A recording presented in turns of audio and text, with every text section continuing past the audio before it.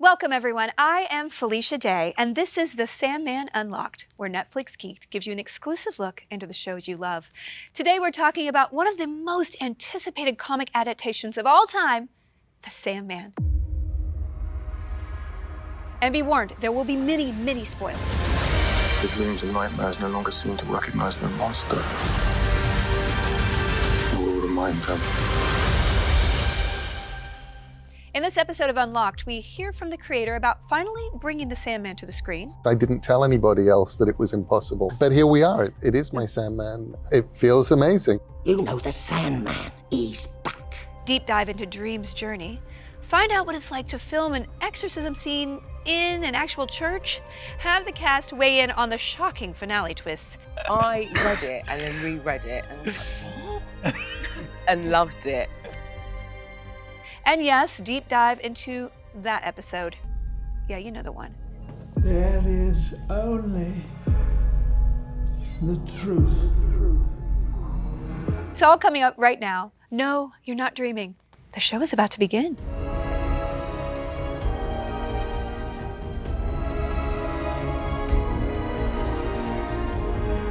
I could speak endlessly, get it, about what a dream. Okay, I'll stop. This cast is, but how about we just start our conversation? Joining us on stage are Boyd Holbrook as the Corinthian, or as I like to call him, Little Tiny Mouth Eyes. Vivian Achampong, who plays Lucien, the ever-lovely librarian of the dreaming world. Showrunner and executive producer Alan Heinberg. Jenna Coleman playing trenchcoat fashion icon Joanna Constantine. Onisu Samoyai, portraying the Vortex herself, Rose Walker. Tom Sturridge as Dream, or Morpheus to his friends. And creator of The Sandman himself, as well as executive producer, Neil Gaiman. The Sandman comic book has had a cult following for years, ever since it debuted 3 decades ago. I'm sorry to reveal that. Neil, you wrote 3,000 pages of Sandman. And wrangling into this piece must have been, so challenging. How much collaboration did you have with Alan? Did you work back and forth a lot? Were you super involved in trying to make this beautiful, multicolored monster into a whole season? It started with Alan and David Goyer and I having dinner in LA. And 3 days later, we were pitching Sandman to Netflix. And that wasn't very hard. Honestly, that sort of felt like, okay, well, it feels like it would be a TV first season. Some of the biggest decisions felt like they were kind of almost made for us. Let's go a little deeper with some of our characters. Tom, let's start with you. Sure. In the show, our complicated protagonist, Dream's journey starts in this horrible glass prison, Right. but his true story begins once he escapes. Oh my God.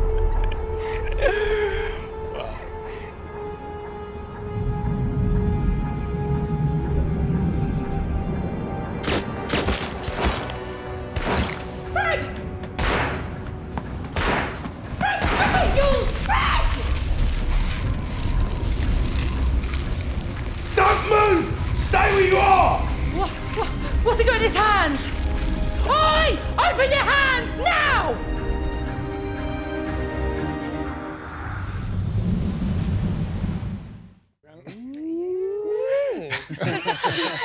Tom, can you talk about the arc of Dream's complicated relationship with humanity, or can you talk about your multiple collarbones and abs? Your choice, dealer's choice. The arc of his complicated relationship with humanity, that's a tough question. I think I'd rather talk about my abs. No. Listen, you were naked the whole episode. Let's Let's talk about that actually, because because I like to talk about myself naked.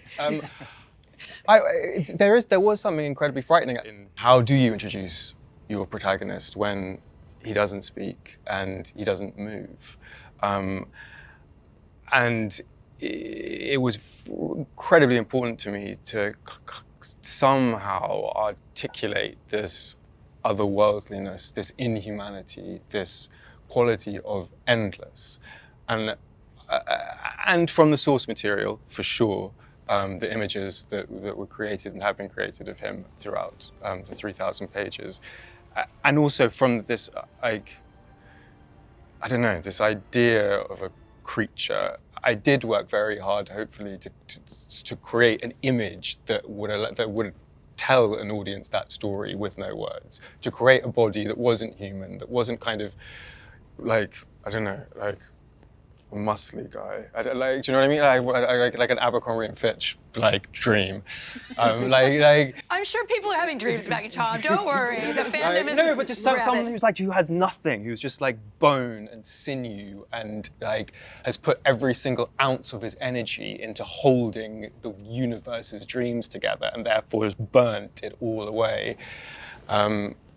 So that was my thought behind it. So that's why you are in shape. What did you have to do for There's that? no visual trickery. That is Tom's What's so body. Are frustrating? you kidding? I would never work that hard for anything, man. That's You think when you like enter the DC universe, they go like, okay, like there's a room, like it's on the back lot, like there's a samurai there with a machine. It takes 20 minutes a day, and he tells you the secrets of how to become a superhero. a superhero. Yeah. And unfortunately, all they do is they go, you know those weights you've been lifting? And you go, yeah. Okay, so now you're gonna lift the biggest ones. And you go, you know you do it like 10 times, now you're gonna do it 1,000 times. Every day for 5 hours. I mean, Boyd, what about your glasses or your tiny little mouth eyes? Did you have those contacts in the whole time? How did that work? How did I do that? Well, that's a trick that I'll never tell. And the reveal was huge. Yeah. About, you know, those glasses coming off. You were very particular about that, Neil, and we finally found that. I mean, and thank God to all the other actors in the world who dramatically took their sunglasses off in the audition. Somehow got by. Jenna, how was your trench coat power? Did you feel more powerful in it? You were such a presence as this character. Really, I want to see a spin. I mean, I just want to see more of your powerhouseness. Yes. How did that feel? Like, was that part of your process? Well, we actually went through quite a few iterations. I mean, I think I had we had something like 10, 12 costume fittings because we almost did a version, like at some point I remember we had like braces. We like went down like a very, a bit more tomboy, kind of a bit more masculine route. And then it was very much like wanting to play on the kind of, she's now, necromancer to the royal family, and she's kind of, upgraded and very sleek and sharp. I mean, I had a lot of fun with the collar. And also, I got really overexcited about having a crucifix in my boot, and I was literally trying to get it in like every shot. I was like, can I whip it out? Yeah, like all the time. Yeah. Was there anything specific that you kind of hooked into for your character, Tom? I'm an obsessive Sandman fan, and what I wanted to do, very seriously, was realize the images that I'd seen from the comic on top of my body.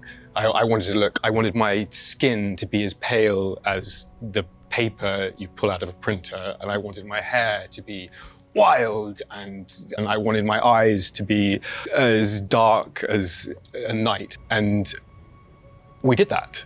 And I think Alan and Neil will agree with me, is I looked ridiculous. I didn't look like an organic being. I would have rocked cosplay. I would have smashed it at Comic-Con. We just started to learn from that mistake. And it got to a moment, I think, where I kind of looked in the mirror and with everyone together, and people sort of went, Tom's kind of sickly pale anyway. and his hair is pretty dark. And if you look deeply into his eyes, you can see the cosmos. So, Wow, Tom. we're good. There was one little thing I'd like to drop that I love particularly about the season. Despair's Crocs. Ah, yes. That was like, I'll chef's tell kiss. Sarah Arthur you said Yeah. that, our costume designer. Crocs are despair. I mean, well, God bless. Exactly. Yeah. Alan, can you talk us through the casting process for the show and the changes you made from the source material for the characters Yes. We were very lucky in that because it's Neil Gaiman's The Sandman, many actors really wanted to take part.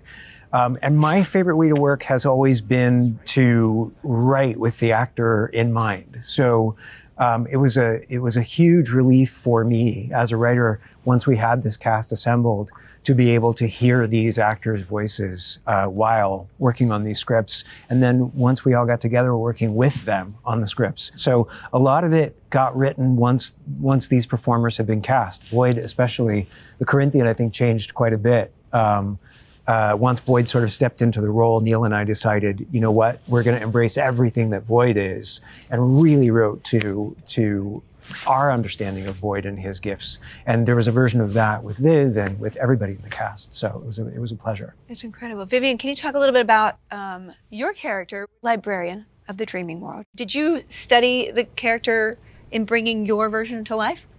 I think the source material is so rich, you're starting from a really amazing place anyway.